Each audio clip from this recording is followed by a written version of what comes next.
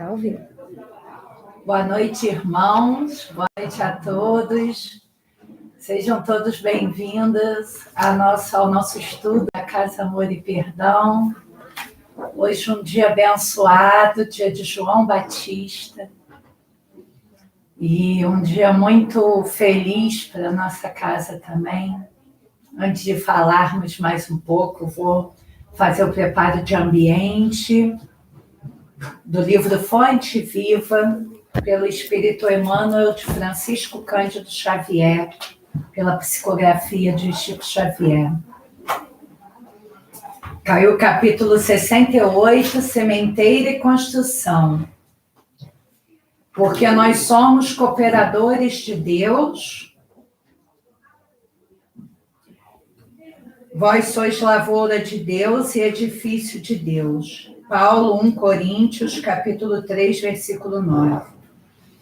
Asseverando Paulo a sua condição de cooperador de Deus e designando a lavoura e o edifício do Senhor nos seguidores e beneficiários do Evangelho que o cercavam, traçou o quadro espiritual que sempre existirá na Terra em aperfeiçoamento entre os que conhecem e os que ignoram a verdade divina.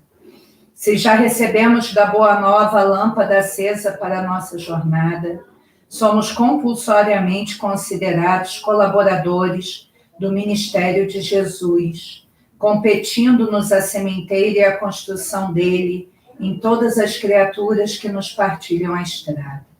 Conhecemos, pois, na essência, qual o serviço que a revelação nos indica, logo nos aproximemos da luz cristã. O Senhor e os discípulos não viveram apenas na contemplação. Oravam, sim, porque ninguém pode sustentar-se sem o banho interior de silêncio, restaurando as próprias forças nas correntes superiores da energia sublime que fluem dos mananciais celestes. A prece e a reflexão constituem o lubrificante sutil em nossa máquina de experiências cotidianas. Importa reconhecer, porém, que o mestre e os aprendizes lutaram, serviram e sofreram na lavoura ativa do bem, e que o Evangelho estabelece incessante trabalho para quantos lhe esposam os princípios salvadores. Aceitar o cristianismo é renovar-se para as alturas, e só o clima do serviço consegue reestruturar o espírito e santificar-lhe o destino. Paulo de Tarso, invariavelmente peremptório nas advertências e avisos, escrevendo aos Coríntios, encareceu a necessidade da nossa firmeza e constância nas tarefas de elevação, para que sejamos abundantes em ações nobres com o Senhor. Agir ajudando, criar alegria, concórdia e esperança, abrir novos horizontes ao conhecimento superior e melhorar a vida onde estivermos, é o apostolado de quantos se devotaram à Boa Nova. Procuremos as águas vivas da prece para lenir o coração, mas não nos esqueçamos de acionar os nossos sentimentos, raciocínios e braços no progresso e aperfeiçoamento de nós mesmos, de todos e de tudo, compreendendo que Jesus reclama obreiros diligentes para a edificação do seu reino em toda a terra. Graças a Deus. Louvado seja nosso Senhor Jesus Cristo, para que sempre seja louvado. Deus nosso Pai, vós que tendes poder e bondade, dai força àquele que passa pela provação, dai luz àquele que procura a verdade. Põe no coração do homem a compaixão e a caridade. Pai, dai ao viajor a estrela guia, ao aflito a consolação e ao doente o repouso.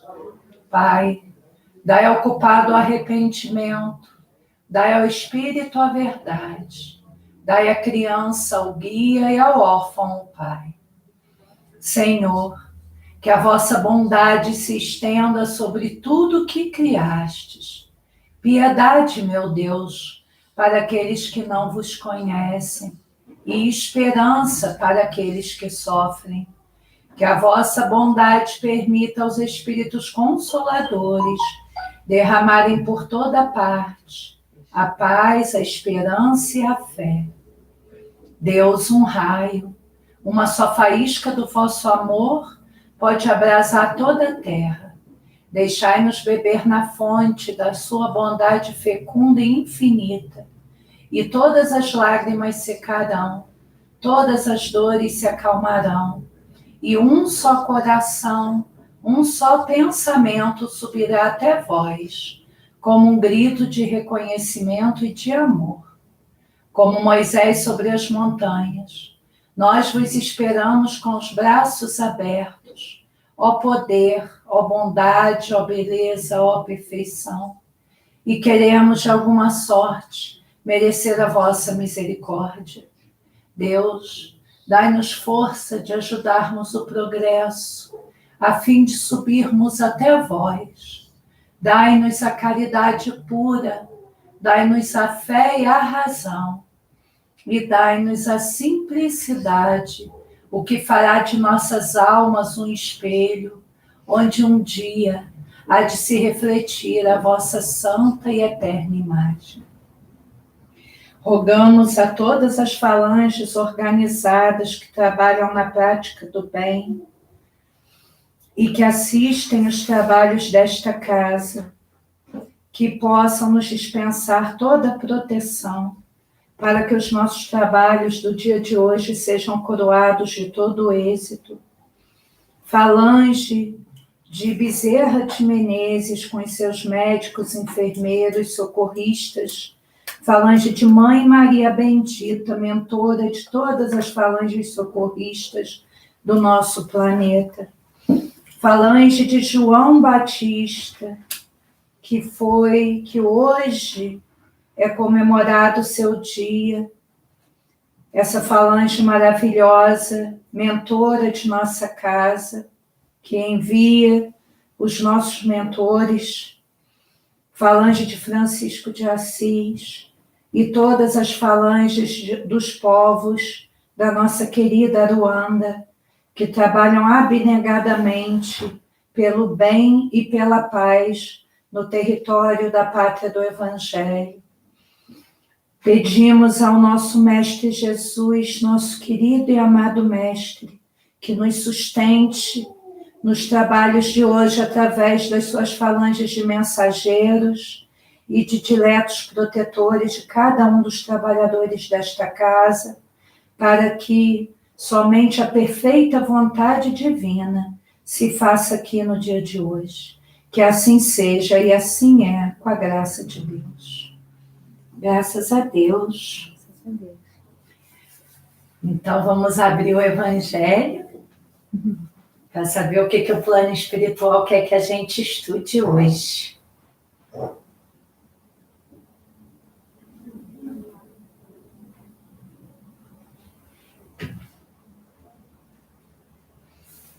Deu aqui,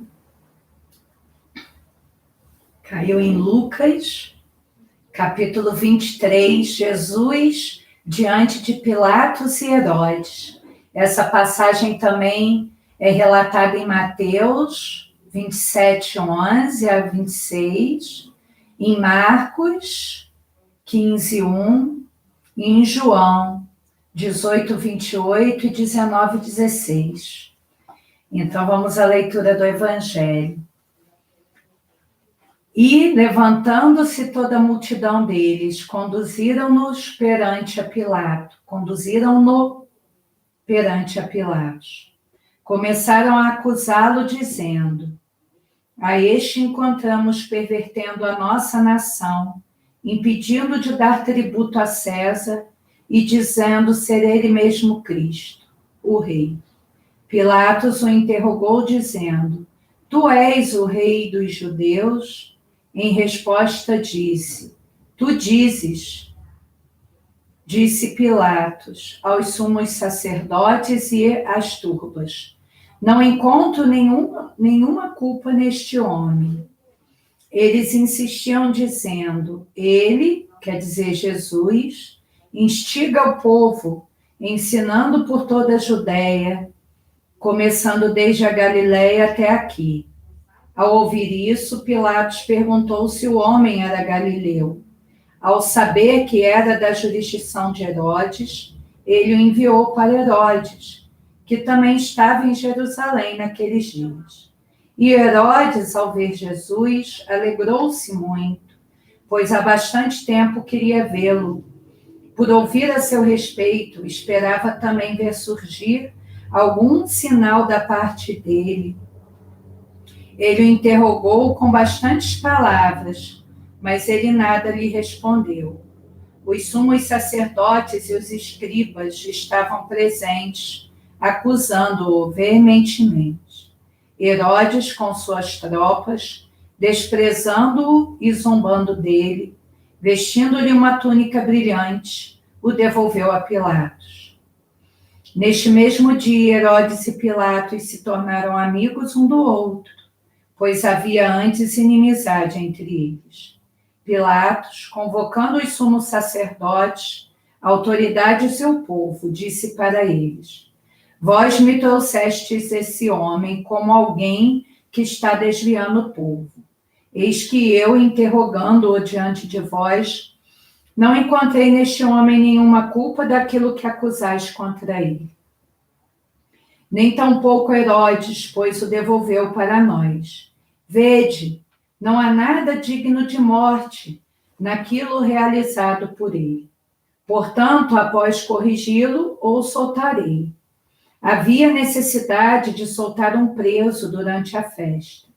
Mas gritaram todos juntos, dizendo: Leva este, solta para nós Barrabás, o qual fora lançado na prisão por causa de uma rebelião ocorrida na cidade e de um homicídio. Pilatos, querendo soltar a Jesus, novamente os chamou. Eles, porém, gritavam, dizendo: Crucifica-o, crucifica-o. Ele, pela terceira vez, disse para eles: Mas que mal ele fez? Nenhuma culpa de morte encontrei nele. Portanto, após corrigi-lo, o soltarei. Eles, porém, pressionavam em voz alta, pediram para ele ser crucificado. E prevaleciam as vozes deles. E Pilatos decidiu ser respeitado o pedido deles. Soltou o que tinha sido lançado na prisão por causa da rebelião e do homicídio, que era o que pediam, e entregou Jesus à vontade deles. Então, aqui o Evangelho, através de Lucas, nos traz a descrição do julgamento de Jesus. E que ficou uma prova que nem Herodes nem Pilatos nada encontraram que provasse que Jesus era um rebelde, que Jesus se rebelava contra o governo de Roma, ali representado por Pilatos, nem tampouco contra o templo, representado na sua representação máxima por Herodes. E Pilatos simplesmente, naquele momento, teve a maior oportunidade da sua vida. A maior oportunidade que aquele espírito poderia ter, que era de salvar Jesus, porque ele entendia, ele tinha compreensão dentro dele de que Jesus não tinha culpa. E ele por várias vezes insistiu com o povo. Quando ele insistiu, ele se colocou em cima do muro, porque ele não queria ir contra a turba de judeus e ele não queria ir contra o templo. E ele sentia que Jesus era inocente, ele sentia a inocência de Jesus. Só que ele se acovardou, ele ficou em cima do muro, querendo que as outras pessoas tomassem a decisão que ele deveria ter tomado, que ele tinha autoridade para tomar.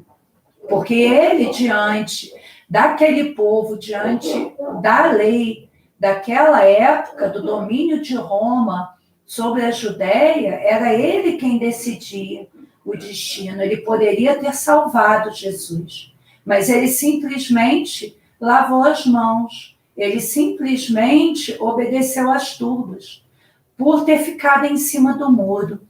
E quantos de nós nos colocamos em cima do muro durante a nossa vida, sem coragem de tomar decisões para não desagradar A ou B, sem coragem de nos colocar, sem coragem de expressar nossa fé, de expressar nossa forma de pensar, de expressar as nossas opiniões a respeito de um ponto, para não termos problema, para não termos discórdia, para não termos discussões. Mas quantas vezes nos manter neutros? Quantas vezes em nossas vidas a neutralidade trouxe consequências para outros que nós podíamos defender, que nós podíamos ajudar? Quantas vezes não querer nos cansar ou não querer nos envolver faz com que nós sejamos cúmplices de atos que não são bons? Quantas vezes que nós recebemos, através das redes sociais, muito em voga hoje em dia, mensagens ruins, mensagens de ódio, mensagens erradas, mensagens até mentirosas ou falsas, e nós nos abstemos de buscar a verdade naquelas mensagens e de, a partir de então, compartilhar o que é verdade.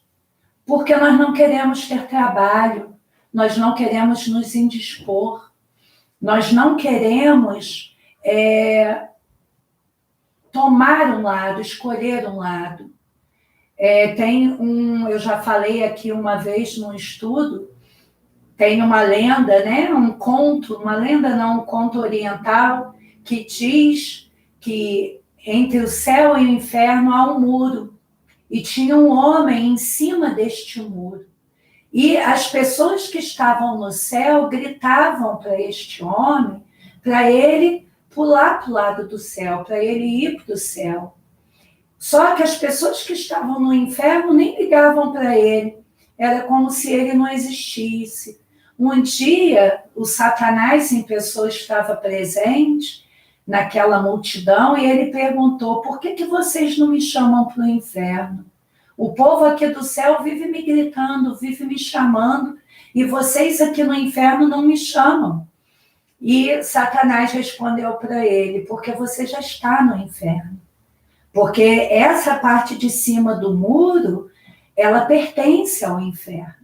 Então, quando nós estamos em cima do muro, quando nós somos mornos, quando nós não tomamos atitude diante da nossa vida, não tomamos a rédea de nossa vida, não escolhemos um caminho para trilhar, não escolhemos se queremos servir a Deus ou a Mamon, nós já estamos servindo o lado errado. Como nos disse Paulo de Tarso, não basta não fazer o mal, nós necessitamos fazer o bem, porque o bem que há em nós deve ser multiplicado, ele deve ser expandido. E nós vivemos hoje num período de muita facilidade de comunicação, uma facilidade muito grande que nós temos de expandir o bem em nós. E nós ficamos em cima do muro. Não é assim? Então, essa parte do Evangelho nos mostra a injustiça que foi cometida. A injustiça na crucificação de Jesus. A turba escolheu um marginal. Ele escolheu soltar uma pessoa que era um rebelde e que era responsável por um homicídio. E crucificou um homem santo.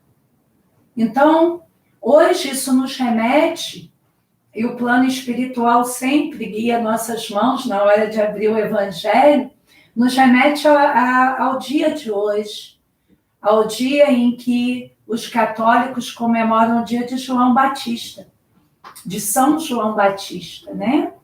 E nos cultos afro-brasileiros, João Batista é sincretizado com a linha de Xangô, A linha de Xangô, ela se divide em 7 falanges, como todas as linhas, que é a linha da justiça, que eles são representantes da justiça divina. E essa parte do Evangelho nos mostra como é falha a justiça do homem. E como nesse mundo a gente ainda tem injustiças.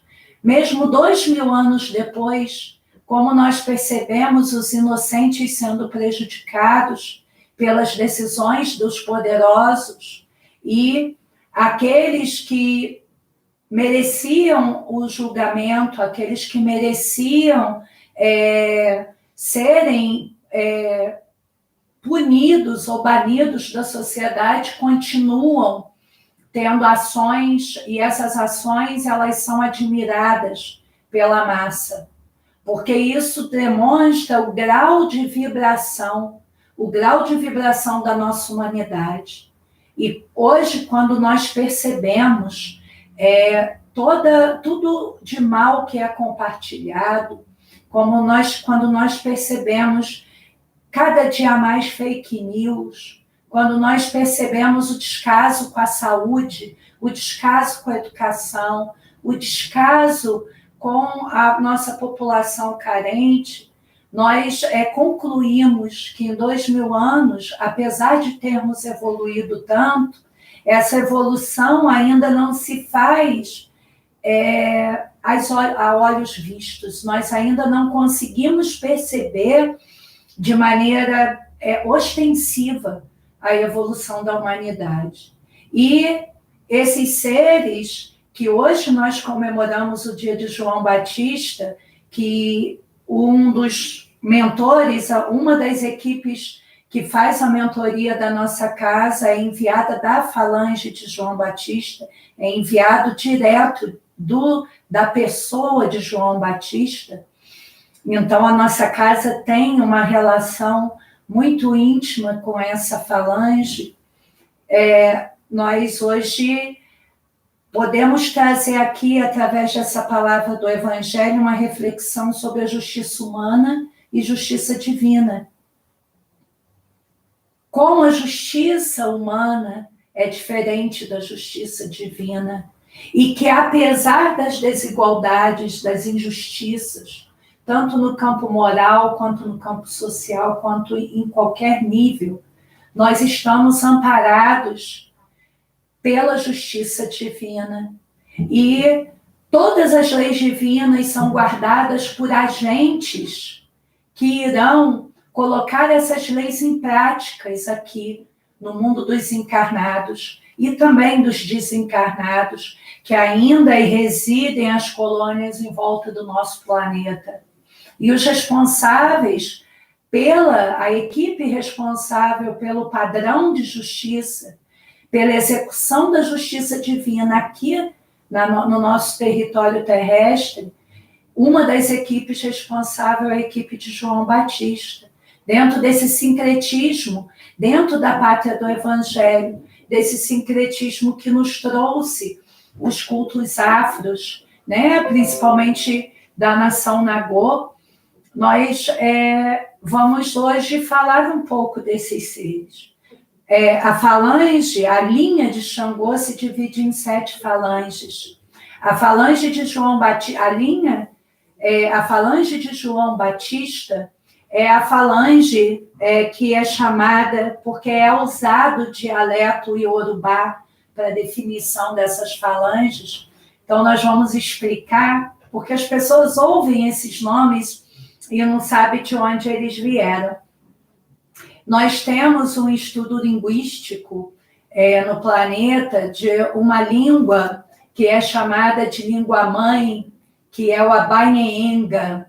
O Abanyenga, ele deu origem a milhares de dialetos e de outras línguas. É um tronco linguístico. E em estudos, quando a Terra, na época de Pangeia ainda, todos os continentes eles eram unidos, dizem que esses povos viviam todos juntos e falavam o Abanyenga. Então, essa língua, ela deu origem ao Iorubá e deu origem ao Tupi. aqui no Brasil, porque esses povos eles viviam muito juntos. Então, o nome Xangô, que é o sincretismo dos guardiões da justiça, ele aqui no Brasil, ele tem uma origem no Abaenga, e ele significa Senhor do Trovão, ele significa Senhor do Fogo e do Trovão. E aqui a gente tem o Xingu, que significa também, tem o mesmo significado, significa fogo, trovão. Então, ela teve algumas modificações, mas tem essa origem linguística, que é muito importante a gente entender, que é só uma forma de entendimento de como essas falanges se dividem dentro de uma linha que é guardiã da justiça divina. Então, a linha de Xangô, Caô quer dizer cabeça.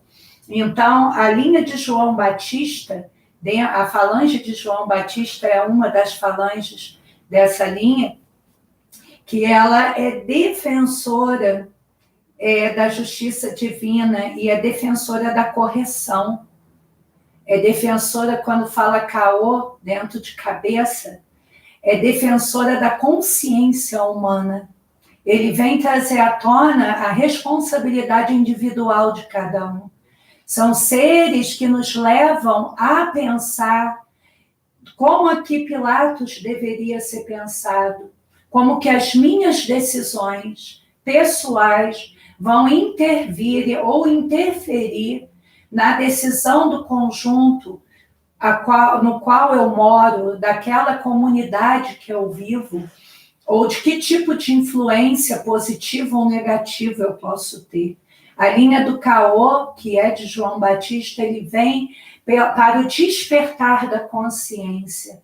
É uma linha dentro da justiça individual, da justiça que eu sou capaz de gerar ou da injustiça que eu possa cometer, simplesmente por lavar minhas mãos, como nos diz aqui o Evangelho. Então, o Evangelho nos mostra a nossa responsabilidade individual sobre o coletivo, de que tanto os meus atos quanto os meus pensamentos, eles podem interferir dentro do coletivo, daquilo que de todas as pessoas com as quais eu convivo. E qual é a minha responsabilidade pessoal? Além da linha de João Batista, ele era primo de Jesus.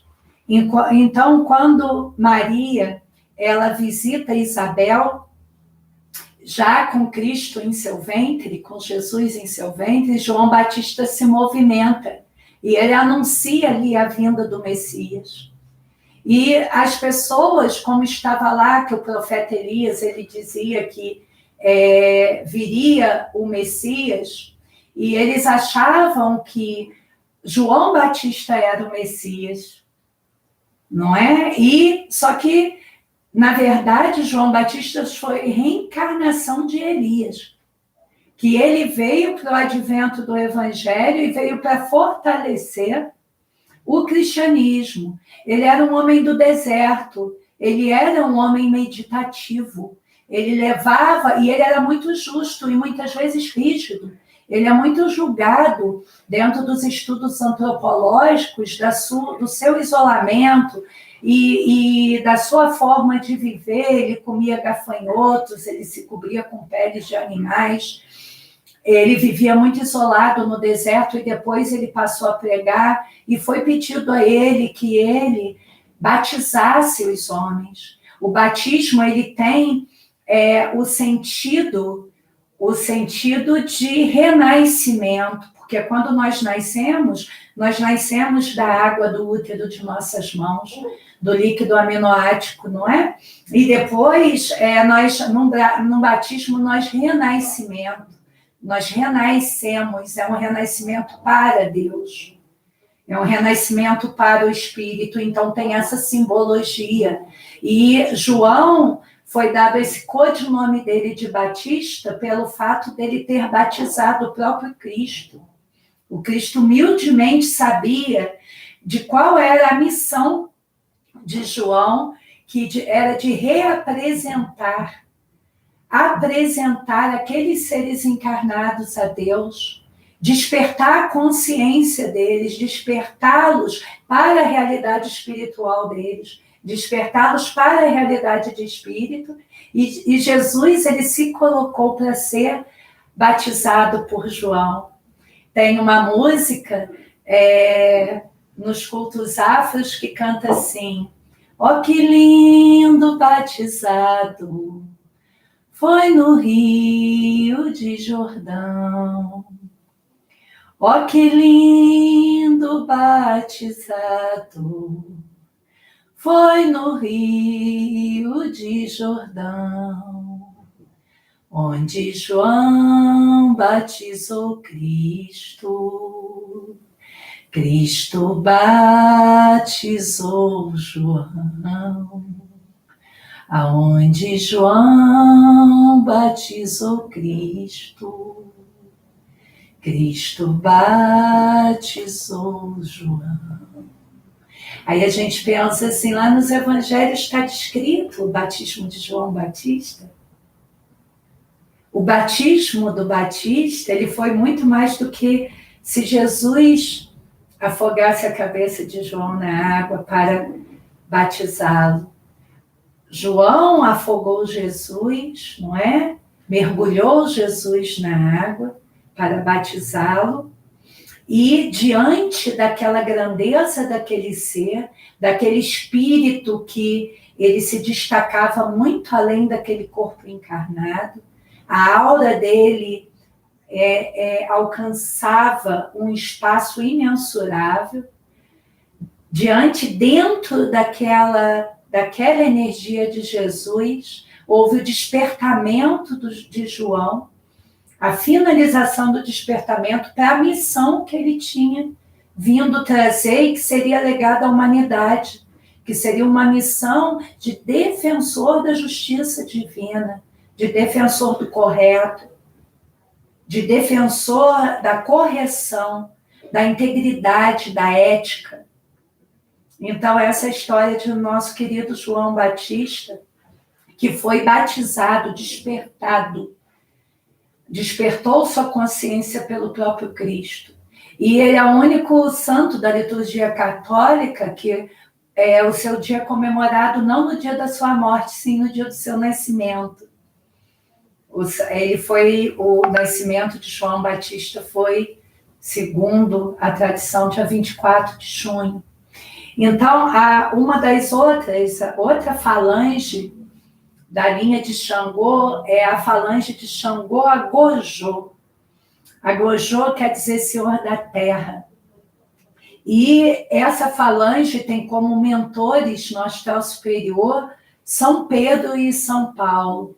É a falange da justiça divina que trata dos processos da justiça humana, que coordena a justiça humana a fim de que ela cada vez menos se desvie da vontade de Deus. É uma falange, a falange de Agojô, é uma falange que trabalha diretamente na linha dos justiceiros, principalmente ela é dividida na equipe de Pedro e na equipe de Paulo. A equipe de Pedro é uma equipe de juízes e advogados do astral superior que tem como responsabilidade inspirar, educar, ensinar todos aqueles aqui na Terra responsáveis por fazer as leis, responsáveis por legislar e responsáveis por executar a lei, de que, aos poucos, as leis humanas sejam cada dia mais parecidas com as leis divinas. Porque a meta dessa falange, a meta de Deus, a meta de Jesus como governador do planeta, é que um dia as leis humanas que irão nos reger sejam cópias exatas das leis de Deus, das leis divinas. Então, essa é a função dessa falange aqui no plano material. A falange de São Paulo é uma falange responsável por essas leis e pela igualdade religiosa. Ela age principalmente dentro daquelas brigas religiosas. das diferenças entre todas as religiões. A falange de São Paulo, porque Paulo foi o apóstolo dos gentios. Ele levou o evangelho do Cristo para aqueles que não eram judeus. Ele é o principal responsável pela democratização do cristianismo e por hoje o cristianismo ocupar todo o planeta. Porque Paulo, ele foi além dos seus preconceitos, ele se livrou desses preconceitos e passou a pregar para todos. Porque ele entendeu que aquela luz, aquela iluminação que ele tinha tido, ele tinha que dividir com todos. Que não era só o povo hebreu que cultuava uma raça pura e a crença do Deus único que tinha direito àquela iluminação. Ele queria que aquilo fosse além. Então ele se aventurou e fundou várias igrejas em vários pontos que dali o cristianismo se disseminou pelo planeta. Ele tinha essa missão espiritual e ele cumpriu muito bem essa missão. Então a falange de Agojô, ela se divide entre esses dois mentores, de Pedro na linha da justiça dos homens, para inspirar para um dia nós chegarmos à justiça divina, e de Paulo na justiça da igualdade religiosa, no respeito por todas as religiões, nos respeitos por todas as expressões de fé, por todas as expressões de amor por seus deuses, de amor por quem quer que seja. Nós temos que ter respeito, porque ao final, se nós formos comparar, ler, fazer um estudo de todas as religiões, nós vamos perceber que elas falam praticamente a mesma coisa, só que em linguagens diferentes. E cada egrégora que se reúne numa religião, ela tem um entendimento da vida de uma maneira, porque em volta de todo o planeta nós temos muitas culturas. Então, são formas diferentes de ver a Deus, entendendo suas divindades, como o nosso povo africano trouxe aqui para o Brasil o entendimento das suas divindades e elas foram sincretizadas com os santos católicos e que, ao final, esses santos, de fato, tornaram-se mentores dessas falanges que trabalham junto ao território dos encarnados, ao plano material, para que a vontade de Deus se concretize. E para que no futuro nós tenhamos um mundo unificado, não numa só religião, não numa só crença, mas unificado no respeito a todas as crenças, a todas as religiões. Então, essa é a função da falange de Paulo. Nós temos também a falange de Xangô Agodô, que é a falange de São Jerônimo. São Jerônimo, ele é chamado de o Leão do Oriente. Ele era um grande doutor, um grande estudioso. Então, essa falange, ela vem como inspiração dentro da justiça para aqueles filósofos, para as pessoas que estudam, que filosofam, que vão além, que se perguntam o porquê da vida, que é Deus, o porquê de Deus na nossa vida. São Jerônimo, ele foi um grande doutor e um grande estudioso de Deus. Então, a falange de Xangô Agodô, ela é uma falange, geralmente os homens que vêm, eles sempre se mostram numa forma perispiritual idosa, porque eles têm essa necessidade de inspirar a sabedoria dos idosos, a sabedoria que só vem com o tempo. Então, eles se preservam nessa forma perispiritual para demonstrarem o respeito que nós devemos ter com os idosos, o respeito que nós temos que ter com a sabedoria, com aqueles que têm suas rugas no rosto como troféus de uma vida bem vivida.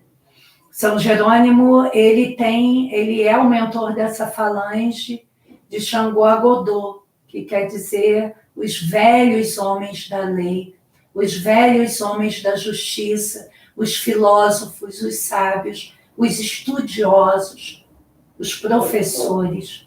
É a falange que ele inspira, é a falange que ele coordena. Nós temos também a falange de Xangô Alafim, que tem como seu mentor São José, o pai adotivo de Jesus.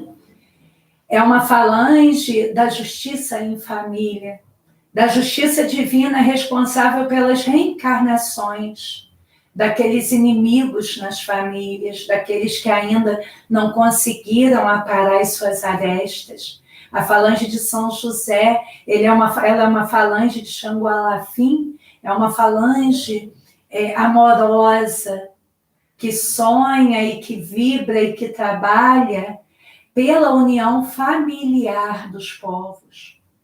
Porque se uma família for unida e tiver harmonia, aquilo se refletirá para a sociedade, e a sociedade se tornará uma grande família. E aquele culto religioso que você frequenta é a sua família, o seu trabalho é uma parte da sua família, não é? Mas São José, a falange dele, de Xangô Alafim, ela trabalha nas reencarnações daqueles que precisam se perdoar, daqueles que precisam viver em família. E ele, com toda essa amorosidade, com toda a aceitação que ele teve da criação de Jesus, dessa responsabilidade de receber no seio da família dele um espírito de escola, um espírito com a grandeza do nosso mestre, ele vem para inspirar os pais que terão grandes provas nas encarnações dos seus filhos. Aquelas famílias que vêm com as provas, que vêm muitas vezes com os filhos doentes, que estão refazendo o seu perispírito, ou que vêm com filhos que foram inimigos daqueles pais, ou pais que foram inimigos dos filhos, aqueles seres que precisam se perdoar, que precisam tirar daquele ranço, do ódio, da mágoa, eles precisam limpar esse ranço, porque o ódio e a mágoa é o amor adoecido. Onde hoje existe mágoa, um dia existiu o amor. E esse amor foi adoecido. Então, essa falange amorosa vem para limpar essas energias, para trabalhar nessas energias e unir esses seres dentro da vontade do Pai, dentro da justiça do Pai. Nós temos também a linha de Xangô Zambará, que também é uma linha de São Jerônimo. São Jerônimo, ele é mentor de 3 linhas de Xangô. Ele tem a linha básica de São Jerônimo, que é essa linha de idosos, que é de Xangô Agodô.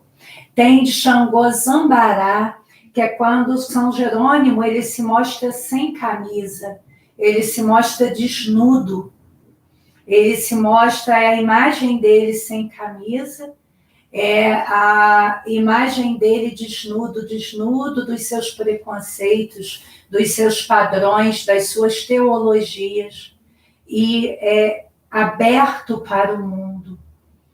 É aquela linha que vai trazer à humanidade as revelações, que vai trazer à humanidade as novas ideias, que vai trazer à humanidade novos caminhos filosóficos e de encontros de almas e de encontros de seres com propósito de evolução.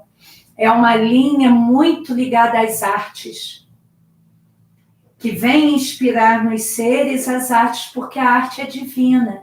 Quando nós inspiramos arte em nós, quando nós nos sentimos inspirados na arte, nós nos aproximamos de Deus. A linha de Xangô nos astros é a linha de São Jerônimo vestido. É aquela linha de São Jerônimo que estudava os astros, daquelas equipes de astrólogos, daquelas equipes de estudiosos dos movimentos dos planetas, dos movimentos dos planetas, da sua influência na personalidade dos homens e também da sua influência no planeta Terra como um todo. São aqueles estudiosos dos universos sobrepostos, da grandiosidade do pensamento de Deus, daquela matéria escura, da Dark Energy, da Dark Matter, que tanto a ciência nos diz que é 94% de tudo que existe que a gente não pode ver. Eles são aqueles homens que desvendam, são os cientistas, os estudiosos. É uma linha de ciência, de estudo. E, por último, a linha de Xangô Aganju, que é a linha de São Judas Tadeu, que também com sua amorosidade, a falange de São Judas é uma falange maravilhosa de espíritos ligados à caridade, à doação, à ajuda ao próximo, ao trabalho pelo próximo. Então, todos esses seres reunidos numa falange sobre a orientação maior do Mestre Jesus e de Nizambi Ozambi, que é Deus Pai, que está nos céus, ela vem para nos inspirar a essa justiça, nos inspirar ao senso de justiça e de responsabilidade, nos inspirar a percebermos que a vida não é só essa matéria, que é importante a gente escutar música, é importante a gente gostar de alguma arte. Qual é a arte que te inspira? O que te inspira dentro da arte? Você gosta de desenhar? Você gosta de escrever? Você gosta de pintar? Você estuda filosofia? Você estuda teologia? O que te inspira que vai além? Porque cada um de nós, como espíritos, temos algo que vai além. Você borda, você faz artesanato, você pinta, você faz tricô, você faz crochê, tudo isso é arte. É construir algo com as nossas próprias mãos. Isso faz bem ao cérebro. Todo tipo de arte, ela manda impulsos ao cérebro, e o nosso cérebro ele se exercita. É bom tanto espiritualmente quanto fisicamente, evita demências, evita o Alzheimer, evita uma série de doenças neurológicas. O quanto a injustiça do mundo te atinge.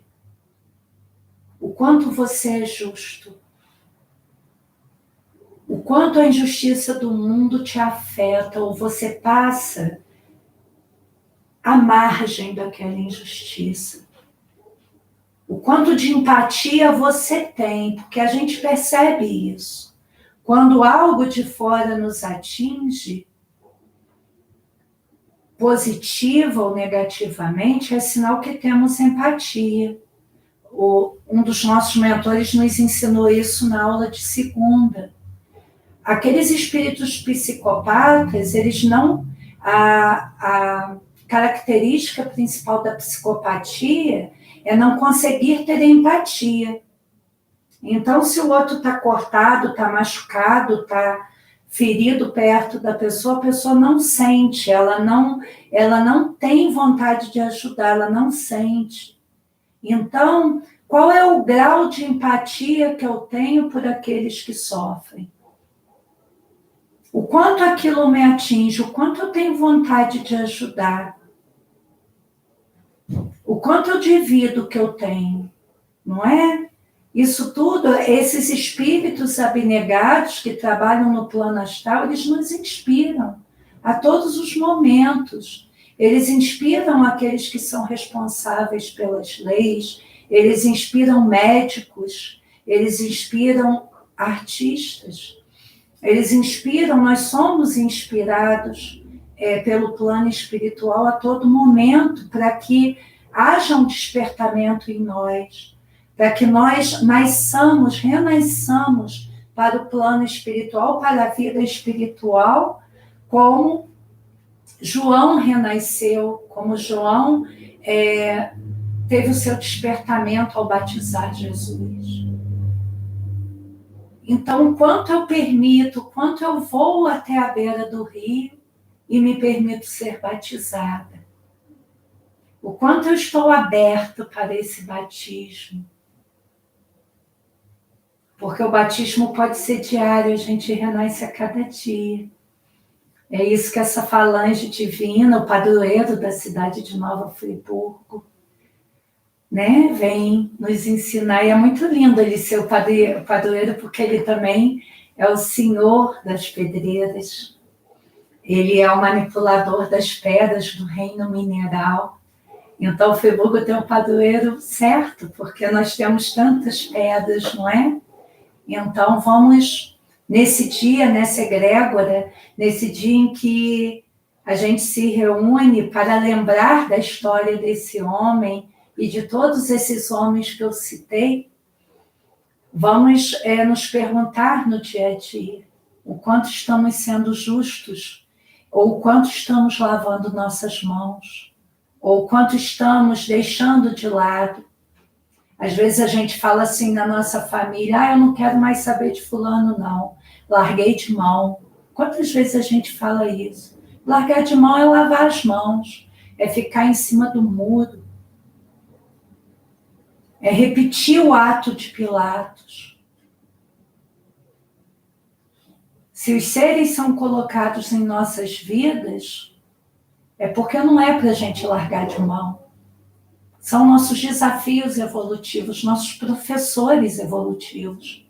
E nós não podemos largar de mão. Nós temos que lutar para que a gente encare os nossos desafios na forma de seres que vêm para nos desafiar,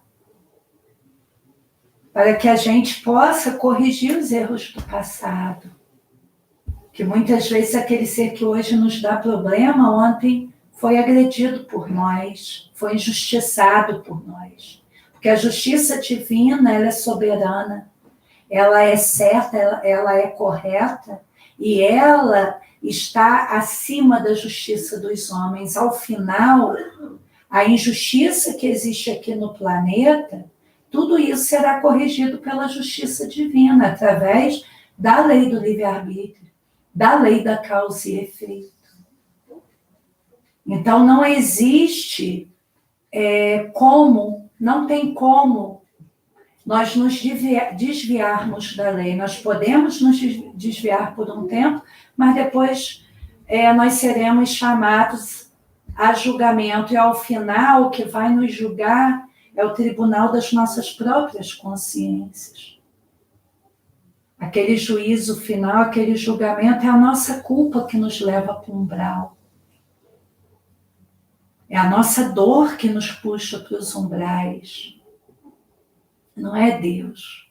Todos nós, quando desencarnamos, somos amparados. Do melhor ao pior ser. Ninguém fica sem desamparo. Mas o que nos leva a habitar locais ruins é a nossa consciência, é a nossa culpa, é o nosso padrão vibratório. E essa falange, ela trabalha a nível macro e também a nível individual nessas questões. Alguma pergunta? Liliana, alguém tem alguma pergunta acerca desse tema? Não, para mim, eu não, porque eu estou assim, está comigo, se não está, também fica para lá, eu não estou nem aí, quer voltar, volta, assim que eu sou. Isso mesmo. Mas agora, eu só tenho pena da minha irmã. Nossa, são os filhos dela, sofrem com elas e ela sofre com os filhos.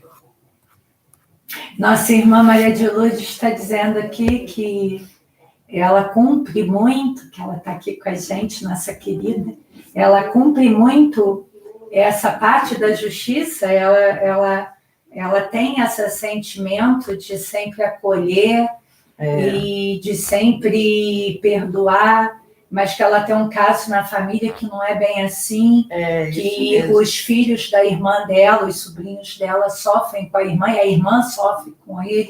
Então nós percebemos o quanto que nós temos que orar para a falange de São José, para amparar essa família. Eu tenho uma sobrinha que ela deu paralisia infantil com 9 meses. Começou a andar com 9 meses, mas parou. Nunca mais andou assim. Anda, mas com muito parafuso nas pernas, sabe? Muita operação que ela fez. A perna dela é toda cheia de parafuso. Então, a perna dela fica só esticada, uma delas. E essa menina, coitada, ela sofre demais na mão da mãe. Quer dizer, ela está dizendo que amor teve... por ela, não tem nada, sabe? Aliás, ela não tem amor por filho nenhum. A nossa irmã está relatando que essa irmã dela é um bom exemplo do que essa falange, por exemplo, de São José de Xangô, a Lafinha, ela vem trazer.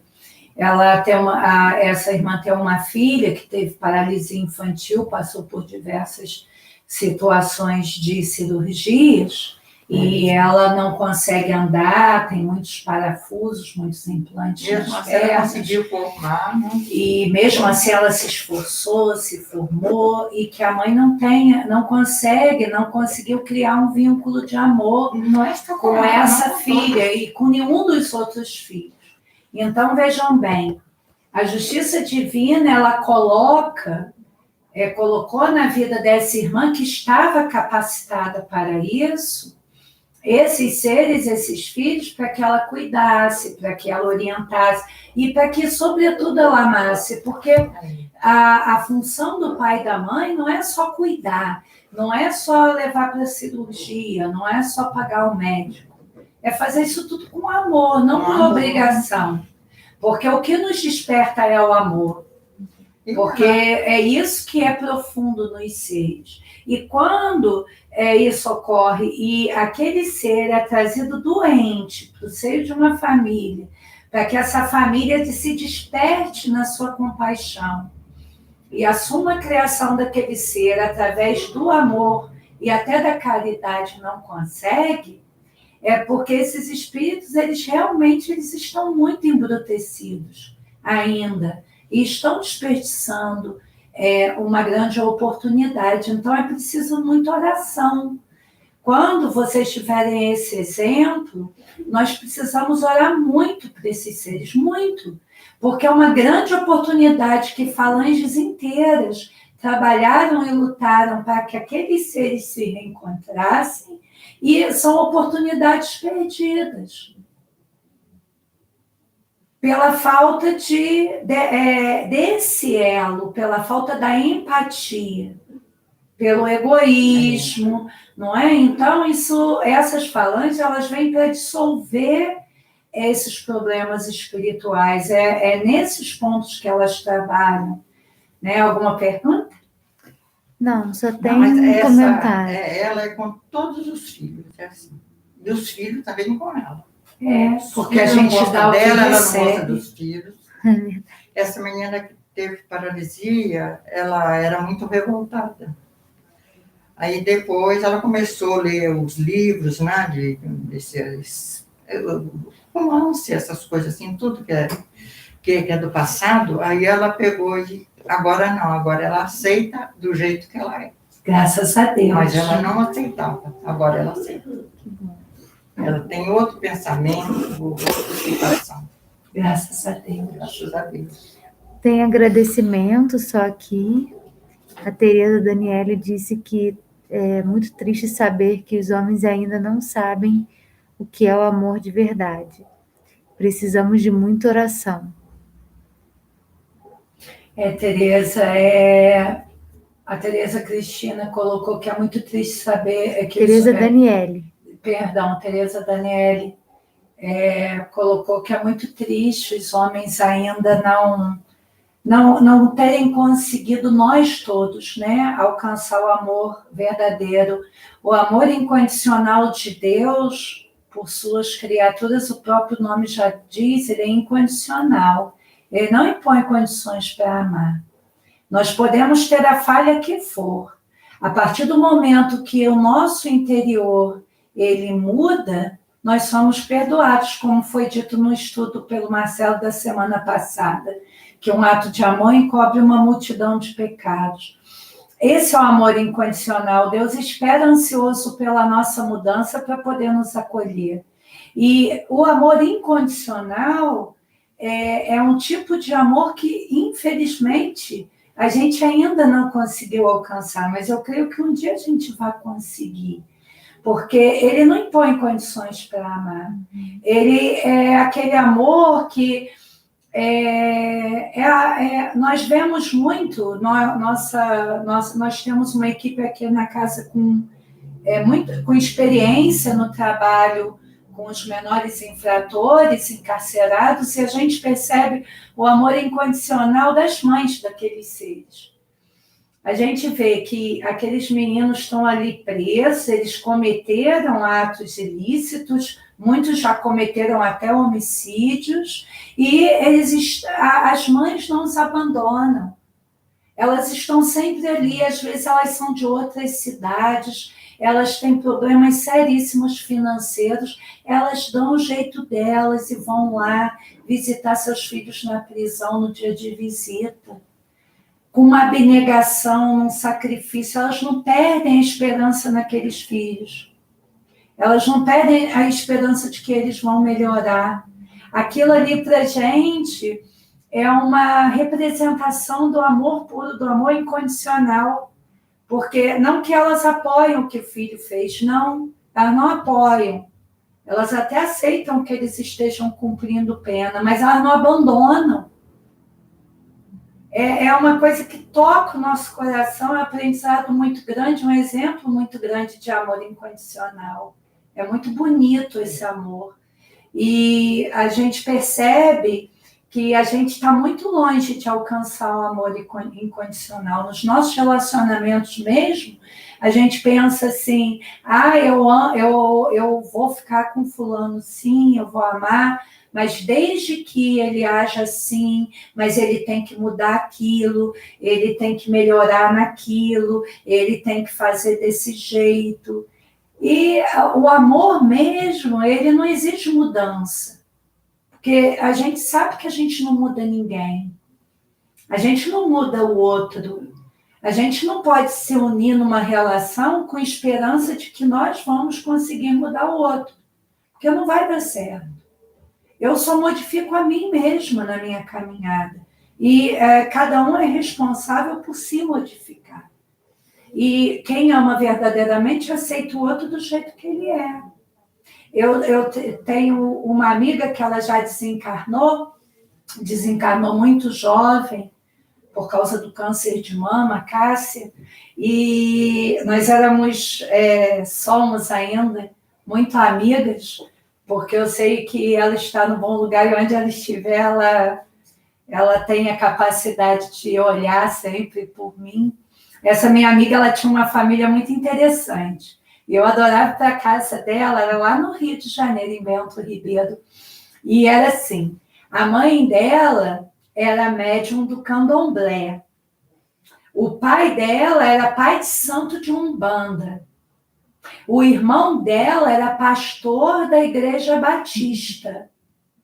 A irmã era católica apostólica romana, daquelas de encontro de casais, e católica praticante. E a Cássia, ela era espírita. Ela e o Marcos, que era o namorado, o noivo dela na época, depois eles se casaram. Ela era espírita. Então, nós juntamos ali um protestante da Igreja Batista, um católico, espírita, candomblessista e um bandista. E eles viviam todos no mesmo local, numa harmonia. O pai dela tinha um gongazinho no fundo da casa, que ele recebia as entidades e que fazia as sessões. E o irmão, que era batista, porque assim, eles foram se casando e morando no mesmo local, como numa vila, e o irmão convivia bem com aquilo, não julgava o pai, não interferia. Quando o irmão tinha alguma coisa importante na igreja, a família ia toda. Ia todo mundo. Aquela família, para mim, era assim como um laboratório do plano espiritual, que o plano espiritual uniu pessoas de diferentes crenças, colocou numa família só, e harmonizou, e eles conseguiram se respeitar e se harmonizar. Isso é amor incondicional. É óbvio que dentro da teologia daquele irmão que é da Igreja Batista, ele não compreendia muita coisa da Umbanda ou do Candomblé, mas ele respeitava. Ele respeitava, porque ele amava o pai, ele amava a mãe. É muito lindo isso, não é? A gente perceber que o amor, ele quebra preconceitos, ele viaja além da nossa compreensão. São exemplos que a gente tem que ter, tem que levar para as nossas vidas.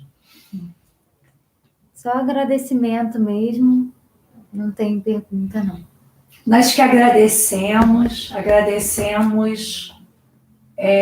por tudo que a nossa casa tem recebido nos últimos tempos. Agradecemos por toda a ajuda que a gente tem tido na construção da nossa casa. Depois a gente vai fazer um vídeo para postar com a evolução das nossas obras.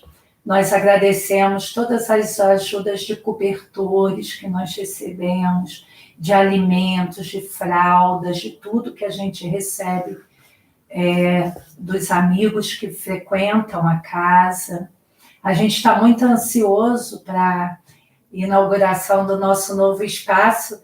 A gente vai sentir saudade aqui da nossa casinha pequenininha, que é tão gostosinha, acolhedora, mas com essa inauguração a gente vai conseguir reabrir os estudos presenciais e reabrir ao público para que nós possamos voltar a congregar dentro da segurança, dentro das normas de segurança que são exigidas, e com a vacinação, não é? Com isso tudo que está acontecendo, a gente vai ter mais segurança para voltar a congregar, nos reunir, porque isso nos dá muita força, essa troca de energia presencial.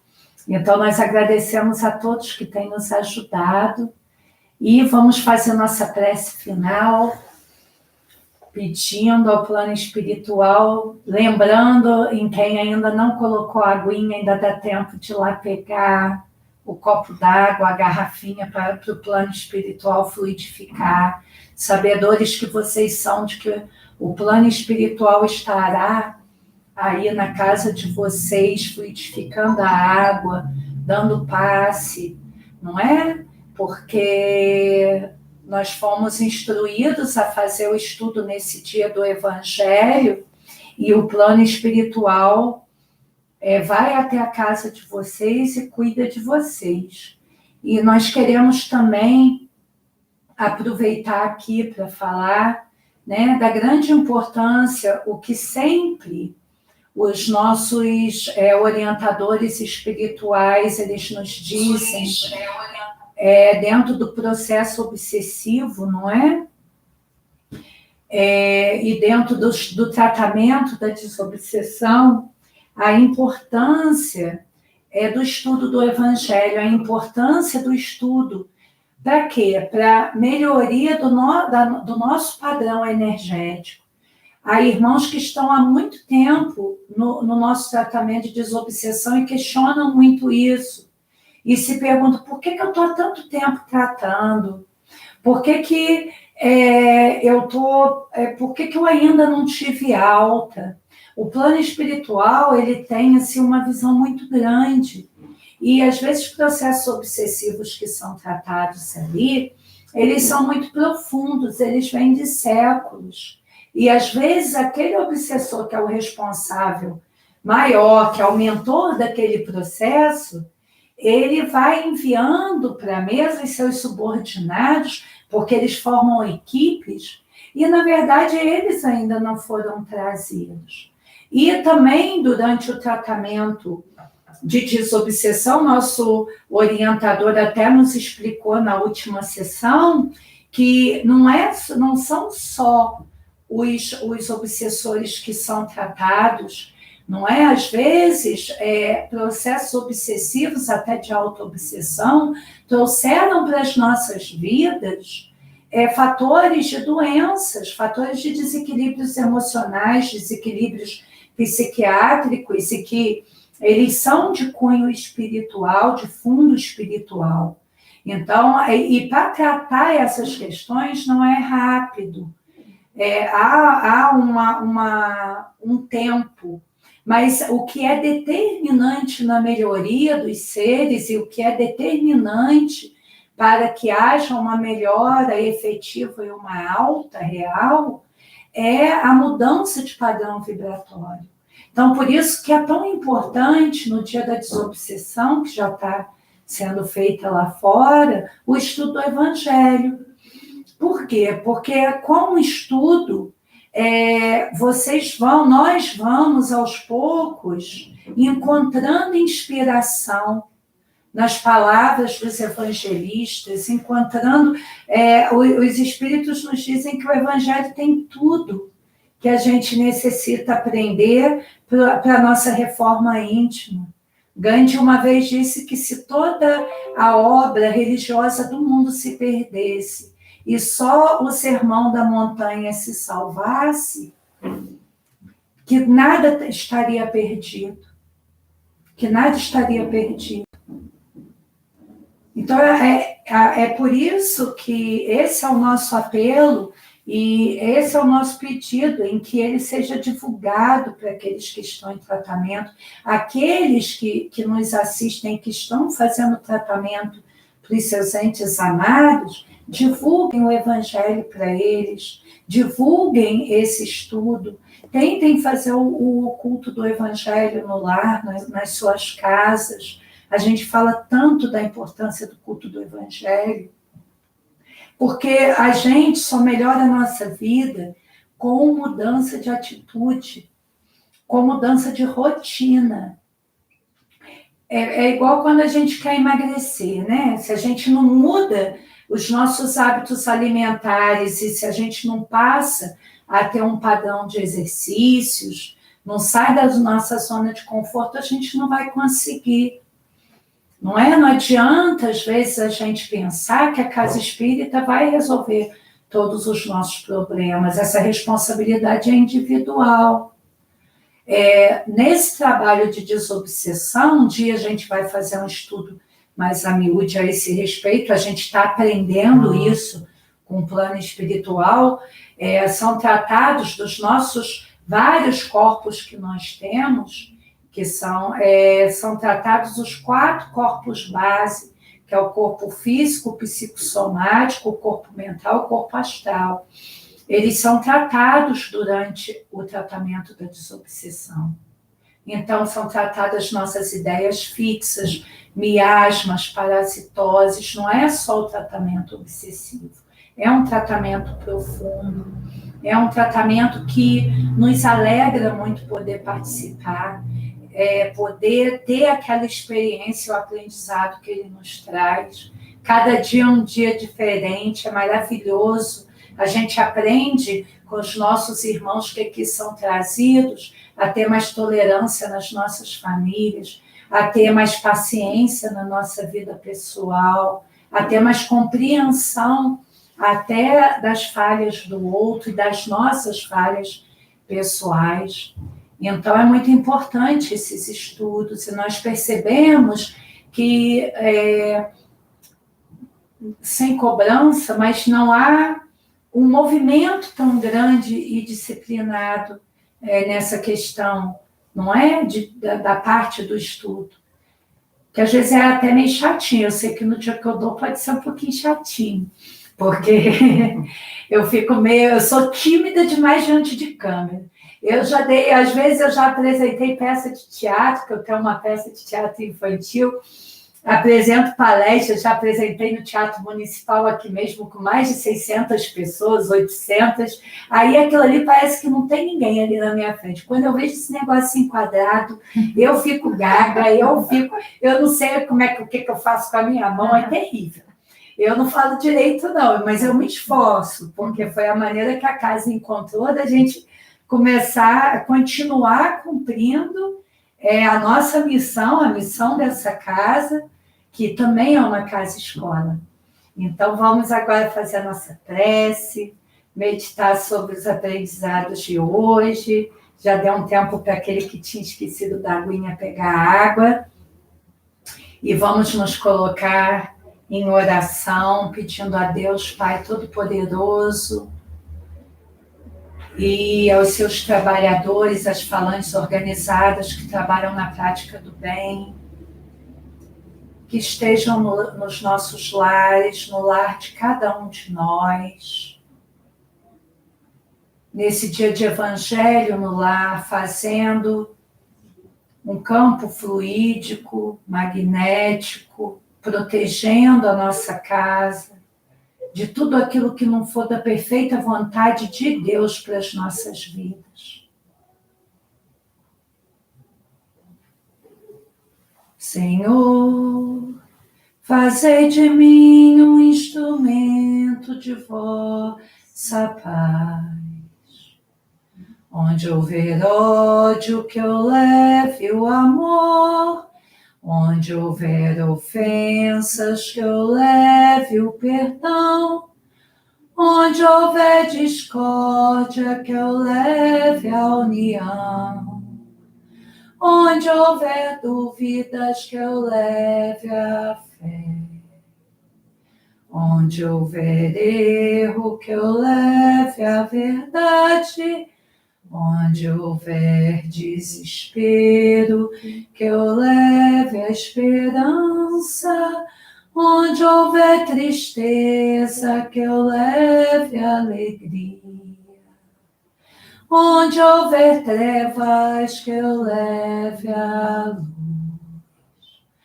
Ó Mestre, fazei que eu procure mais consolar que ser consolado, compreender que ser compreendido, amar que ser amado, pois é dando que se recebe, é perdoando que se é perdoado, e é morrendo que se vive para a vida eterna.